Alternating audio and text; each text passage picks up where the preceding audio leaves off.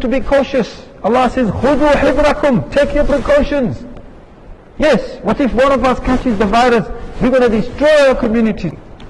ولا ريب أن لهذا الفيروس قدرة على الانتشار. We know that from the scientific evidence that this virus is very deadly and it has the ability to prosper. It has the ability to spread very, very quickly. We know that.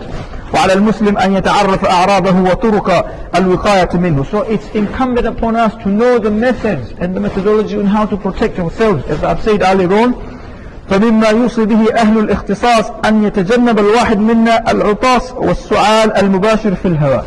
So part of the precautions as Muslims, if it happens that someone needs to sneeze, it has to be in a good way. We need to have either a tissue or something that's going to protect himself from other people. These are the things, as part of the خُذُوا حِذْرَكُمْ, take your precautions. This is what the experts are telling us. So we can never ignore their knowledge, because their knowledge in Islam is also very important. Their knowledge is very important. فعلى من ابتلي بهما أن يستخدم منديلا أو ما شابه ذلك كي لا يندفع رذاذ فمه إلى غيره. وفي الحديث, so if anyone is affected, he has to be very cautious to isolate himself, to protect himself and his family. Remember, the Prophet ﷺ says, لا يؤمن أحدكم حتى يحب لأخيه ما يحب لنفسه. None of us shall be a true believer until we love for other people what we love for ourselves. Yeah? Nobody wants to die, right? If it happens that the virus, attacks somebody, nobody would like to leave this world. Nobody would like to die.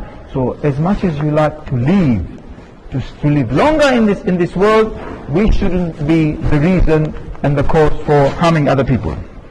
Dear respected brothers, ولا ضير أن يكتفي المرء في تحية باللسان وحده احتياطا. Here is something that some of us perhaps are doubtful about. There is no, in Sharia, according to Islam, there is no doubt that if you say Assalamu alaikum wa rahmatullah is valid. You don't have to shake hands. Shaking hands, it's sunnah. Hugging, it's sunnah. But in situations like this, when the Prophet ﷺ says, Afshu salama baynakum, give salam between you two, that will increase the mahabba, the love between you. That in situations like this, when you say Assalamu alaikum without shaking hands and hugs, doesn't mean your salam is invalid. No. Islam does recognize different, the ahkam al-shar'iyya, the legal injunctions are delivered according to situations. If there is deadly, highly infectious disease like this, we can't shake hands. It's okay if you want to, but it's not a must. You don't have to shake it, because we are in a situation whereby that could lead to harm other Muslim brothers or sisters. Of course, we don't shake hands with sisters anyway. وأن يحترز من وضع اليد على الوجه قبل غسلها, even touching your faces without washing the hands. فغسل اليدين جيدا وقاية وحماية والوقاية خير من العلاج. Prevention is better than cure. We believe that in Islam, and that's what the Prophet also said. If the area has been affected, don't go there, or if you're there, don't come out of it. وليس للإنسان أن يكون أذنا لكل شائعة. And this comes a very important point. It's not that everything which is spread out there is accurate. As Muslims, remember, we shouldn't actually disseminate and spread wrong information, false information. Oh, you start spreading now in England, 2,000 people have died. Where did you get that information? In Africa, 10,000 people have passed away for corona. Where did you get that information? As a Muslim, Allah says, وَقُولُوا قَوْلًا سَدِيدًا. Speak the truth.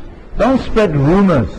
Just because you've got your WhatsApp message saying people have, died because of corona outbreak, and you start exaggerating. Guys in Slough, 200 people have passed away. Where did you get this information? What is the source of your information? So as Muslims, we need to stick with the facts. أقول قولي هذا وأستغفر الله العظيم لي ولكم فاستغفروه فيا فوز المستغفرين ونجاة التائبين. الحمد لله رب العالمين ولا عاقبة للمتقين ولا عدوان إلا على الظالمين. أحمده تعالى بما هو له أهل من الحمد وأثني عليه وأؤمن به وأتوكل عليه. أما بعد، عباد الله، واعلموا أن الله تبارك وتعالى يقول وعسى أن تكرهوا شيئا وهو خير لكم. The Almighty Allah reminds us in this glorious ayah that وعسى أن تكرهوا شيئا. Sometimes you might dislike something. وهو خير لكم. That is better for you. How? Someone might ask, how can a disease be better for us? فليس ما يظهر الله تعالى بين كل زمن وآخر من الابتلاءات إلا ليتعرف الإنسان ضعفه. When Allah brings about these calamities and these tests and these trials and these tribulations, we need to understand that Allah wants to teach us a lesson. We need to understand that we are very weak. Sometimes we have this pride, the fact that we build giant, buildings, giant skyscrapers, we own, enormous wealth, we have many children, we have, sometimes that could lead to pride, thinking that perhaps we are superhumans. There's a term called superhuman. People think we are very strong, they're strong enough because they're presidents or perhaps they own big businesses. No. When Allah strikes us with this kind of calamities and this kind of test, Allah is telling us that we are all weak. يا أيها الناس أنتم الفقراء إلى الله. Allah says you are all poor to Allah. You are nobody to Allah. الله هو الغني الحميد. But Allah is the most wealthy. إن يشاء يذهبكم. If He wishes, He can get rid of all of you. يذهبكم. ويأتي بخلق جديد. And Allah can replace you with new people and new creatures. This is how Allah is. So when Allah strikes us with this kind of test, what are we supposed to do? فالتضرع إلى الله واللجوء إليه كمثل هذه الأحداث أمر ملح. Going back and returning to Allah, it is something which is very urgent. It is very urgent to know that we need to subjugate ourselves to Allah. We are not the powerful that we think. Think about this for a moment. Think about this. This deadly virus now, when you shake hands, when you sneeze, when you hug, it can spread through many ways. When you touch things.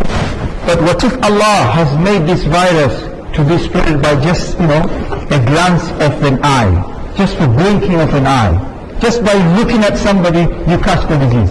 How would this situation be? We would all be dead by now. As I'm sitting here, if I'm affected, we could all be dead by now, right? But Allah didn't make it that.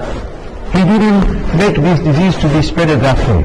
But we need to understand that Allah can do whatever He does. لا يسأل عما يفعل. Allah is not questioned. You can't say, why did He do this? Why many people are dying? Why didn't He prevent it?